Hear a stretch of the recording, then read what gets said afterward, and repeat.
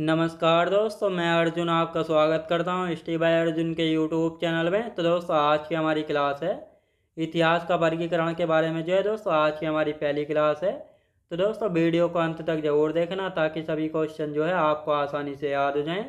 साथ ही दोस्तों, अगर आप हमारे चैनल पर पहली बार आएँ तो हमारे चैनल को भी सब्सक्राइब कर लीजिएगा, साथ ही बेल आइकन को प्रेस कर लीजिएगा ताकि हमारे आने वाले वीडियो का नोटिफिकेशन जो है आप तक पहुंचता रहे। चलिए दोस्तों, वीडियो को स्टार्ट करते हैं। तो आज की क्लास में दोस्तों हम बात करने वाले हैं किसके बारे में, इतिहास का वर्गीकरण के बारे में। लेकिन पहले जो है हम हिस्ट्री का सिलेबस देख लेते हैं, कौन कौन सा सिलेबस जो है कवर करने वाले हैं। तो सबसे पहले इतिहास का वर्गीकरण के बारे में जानेंगे। इतिहास को 3 भागों में बांटकर हम पढ़ते हैं। साथ ही सिंधु घाटी सभ्यता के बारे में, वैदिक सभ्यता, उत्तर वैदिक काल, महाजनपद, बौद्ध धर्म, जैन धर्म, मगध साम्राज्य, मौर्य साम्राज्य, शुंग वंश, कड़प वंश व सातवाहन वंश, भारत पर विदेशी आक्रमण, कुषाण वंश, गुप्त वंश, वर्धन वंश, संगम वंश या संगम युग, चोल वंश।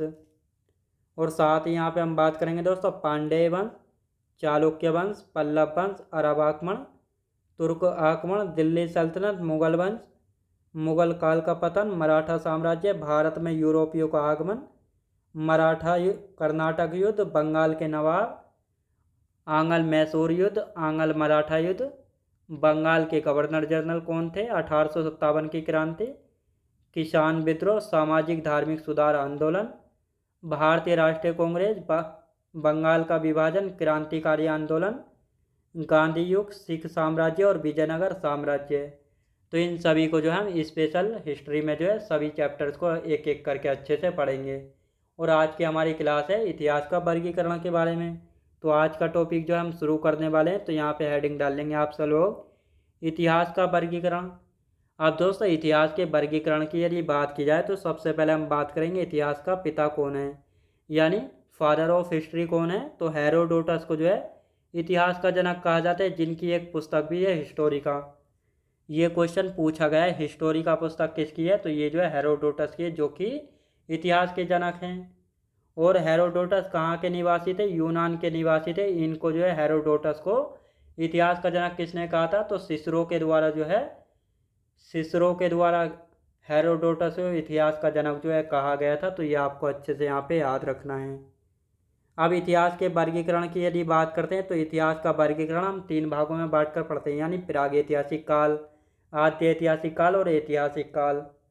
अब यदि प्रागैतिहासिक काल की यदि बात करते हैं, जो ये प्रागैतिहासिक काल था, तो इस काल के जो है कोई भी लिखित साक्ष्य यानी रिटन एविडेंस जो है नहीं मिले हैं। और साथ ही पुरातात्विक साक्ष्य से ये हमको जो है पता लगता है, जैसे पाषाण काल।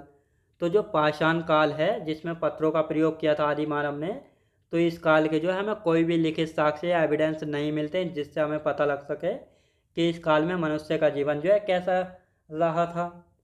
यदि आद्य ऐतिहासिक काल की हम बात करेंगे तो आद्य ऐतिहासिक काल, इस काल के जो है लिखित साक्ष्य यानी रिटन एविडेंस जो है मिले हैं, लेकिन दोस्तों इनको जो है पढ़ा नहीं जा सका है, क्योंकि जो आद्य ऐतिहासिक काल के साक्ष्य यानी रिटन एविडेंस मिले हैं, इनकी भाषा जो है आज तक कोई भी नहीं समझ पाया, इसलिए इनको नहीं पढ़ा जा सका।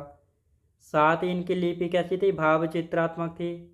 एग्जाम्पल सिंधु घाटी सभ्यता, यानी जो सिंधु घाटी सभ्यता है, सिंधु घाटी सभ्यता की जो लिपि थी भाव चित्रात्मक थी, और इस लिपि को जो है अभी तक कोई भी जो है नहीं पढ़ पाया है। तो ये आपको याद रखना है, यानी प्रागैतिहासिक काल में कोई भी रिटन एविडेंस नहीं मिला है और ना ही उनको पढ़ा गया है।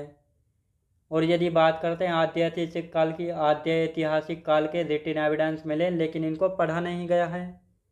अब आते हैं दोस्तों, तीसरा पार्ट है ऐतिहासिक काल। तो तीसरे पार्ट की बात करते हैं, तो यह है ऐतिहासिक काल जिसके लिखित साक्ष्य यानी रिटन एविडेंस मिले हैं, और साथ ही दोस्तों इनको जो है पढ़ा भी गया है।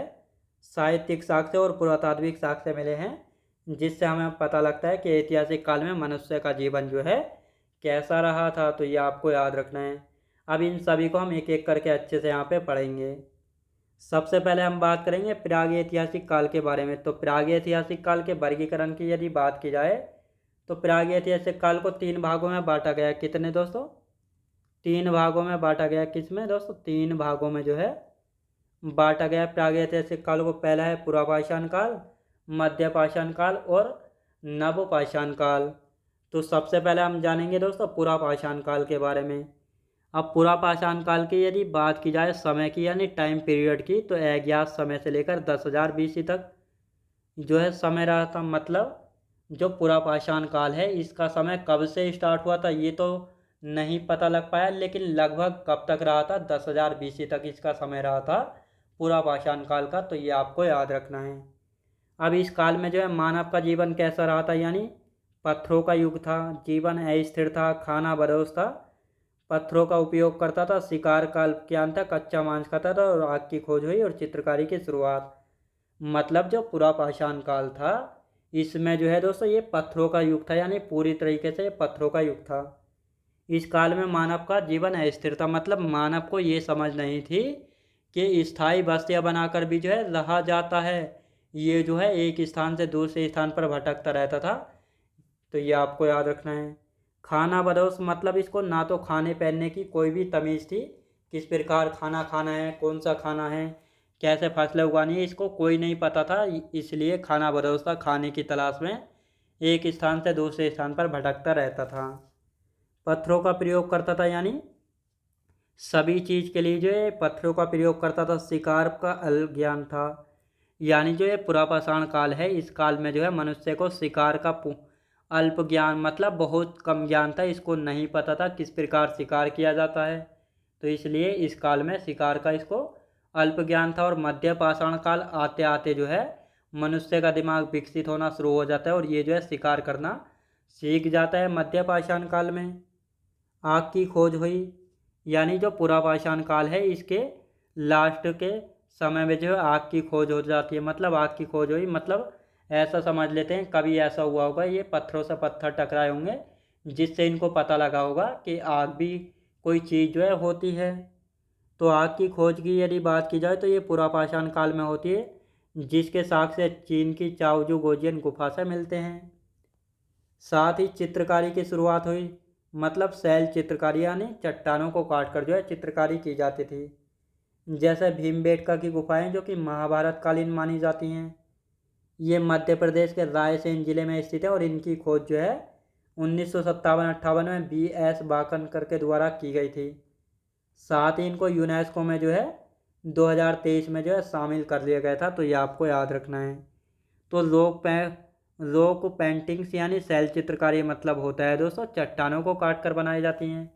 अब इसका उदाहरण क्या है, जैसे भीमबेटका की गुफाएं ये मध्य प्रदेश के रायसेन जिले में स्थित हैं। कहाँ पे? मध्य प्रदेश के रायसेन जिले में स्थित है। इनको डिस्कवर यानी इनकी खोज की थी 1957-58 में BS बाकणकर ने। और साथ ही इनको यूनेस्को की वर्ल्ड हेरिटेज साइट में जो है 2003 में इनको शामिल कर लिया गया था। अब यहाँ पे बहुत सारे बच्चों का ये कन्फ्यूजन रहता है BC या ईसा पूर्व और AD में क्या फ़र्क होता है। BC मतलब ईसा पूर्व, AD मतलब ईसवी। ईसा मसीह के जन्म से पहले, मतलब ईसा मसीह कौन थे? क्रिश्चियन के गॉड थे। जब ईसा मसीह का जन्म नहीं हुआ था यानी ईसा मसीह के जन्म से जो पहले की घटनाएं हैं उनको हम BC में लिखते हैं। BC में बिफोर क्राइस्ट, मतलब जैसे एग्जाम्पल 10,000 BC से लेकर 5,000 BC, मतलब BC में समय घटता है और AD यानी ईसवी में समय बढ़ता है। ईसा मसीह के जन्म के बाद यानी जब ईसा मसीह का जन्म हो गया था उनके बाद की जो घटनाएं हैं उनको हम AD यानी ईसवी में लिखते हैं। आफ्टर बर्थ जैसे 1206 से लेकर 1290 AD या ईसवी। तो ये आपको समझ आ गया होगा AD और BC भी। अब इसका दूसरा पार्ट आता है दोस्तों मध्य पाषाण काल। तो पूरा पाषाण काल आपको अच्छे से समझ आ गया होगा। अब आते हैं मध्य पाषाण काल, जिसका समय 10,000 BC से लेकर 4,000 BC तक रहता है मध्य पाषाण काल का समय। और मध्य पाषाण काल का अन्य नाम है लघु पाषाण काल। तो जो मध्य पाषाण काल है इसको दोस्तों हम लघु पाषाण काल भी कहते हैं। इस काल में जो है मानव ने छोटे छोटे पत्थरों का जो है बड़े स्तर पर जो है प्रयोग किया था और इन छोटे छोटे पत्थरों को जो है माइक्रोलिथ के नाम से जो है जाना गया है। किस नाम से दोस्तों? माइक्रोलिथ के नाम से जाना गया है। साथ ही मध्य पाषाण काल आते आते जो है मानव को शिकार का पूर्ण ज्ञान हो गया था, यानी पूरी तरीके से शिकार का ज्ञान इसको हो गया था, यानी शिकार के लिए तीर कमान का प्रयोग करने लगा था। यानी पूर्वापाषाण काल में जो है मानव को शिकार का अल्प ज्ञान था, मतलब बहुत कम ज्ञान था। लेकिन मध्य पाषाण काल आते आते जो है इसका दिमाग इतना विकसित हुआ, ये जो है शिकार करना सीख गया और शिकार के लिए तीर कमान का प्रयोग करने लगा था। साथ ही पशुपालन की शुरुआत, यानी पशुपालन की शुरुआत जो है मानव ने किस काल में की थी? मध्य पाषाण काल में की थी। अब इसकी जानकारी हमें मिलती कहाँ से? क्योंकि दोस्तों जो ये पशुपालन के साक्ष्य यानी एविडेंस है, ये आजमगढ़ मध्य प्रदेश और बागोर राजस्थान से हमें मिले हैं, जिससे हमें ये पता लगता है कि मध्य पाषाण काल में मानव जो है पशु भी पालता था। और मानव का पहला पशु कौन था? तो मानव ने अपना पहला पालतू पशु बनाया था किसको? कुत्ते को। किसको बनाया था? मानव ने अपना पहला पालतू पशु बनाया था कुत्ते को। तो ये आपको अच्छे से यहाँ पे याद रखना है। साथ ही शव दफनाने की प्रथा की शुरुआत हुई। तो शव दफनाने की जो प्रथा की शुरुआत किस काल में हुई थी? मध्य पाषाण काल में। शव क्या होता है? यानी डेड बॉडी। जब कोई व्यक्ति मर जाता था तो उसकी डेड बॉडी को जो है दफनाया जाता था। ये शुरुआत हुई थी मध्य पाषाण काल में। अब दोस्तों मान लेते हैं जो ये मध्य पाषाण काल था, इस काल में जब ये मनुष्य रहते थे तो इनके बीच में से कोई व्यक्ति जो है, मान लेते हैं सुबह उठ नहीं पाया होगा, तो इनको जब ये पता लगा होगा कि ये व्यक्ति जो है अब नहीं उठेगा, ये जो है अब कभी नहीं उठने वाला, तो इसलिए जो है ये इन्होंने डेड बॉडी यानी सबको जो है दफनाने की जो है शुरुआत की थी। अब ये हमको जानकारी मिलती कहाँ से? क्योंकि इसके एविडेंस यानी साक्ष्य मिलते हैं।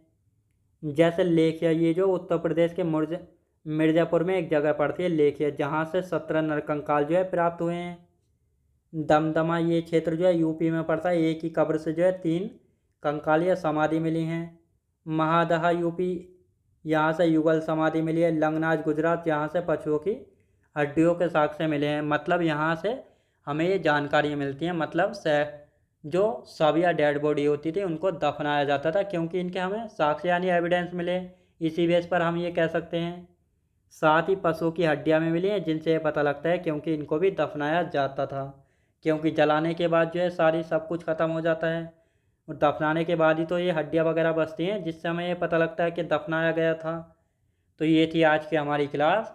अब कल का जो भाग बचा है नवपाषाण काल, और कल की क्लास में हम सिंधु घाटी सभ्यता को स्टार्ट करेंगे।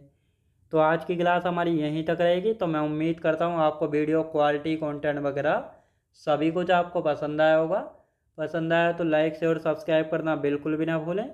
साथ ही दोस्तों अगर आप हमारे चैनल पर पहली बार आए हैं तो हमारे चैनल को भी सब्सक्राइब कर लीजिएगा, साथ ही बेल आइकन को प्रेस कर लीजिएगा, ताकि हमारे आने वाली वीडियो का नोटिफिकेशन आप तक पहुँचता रहे।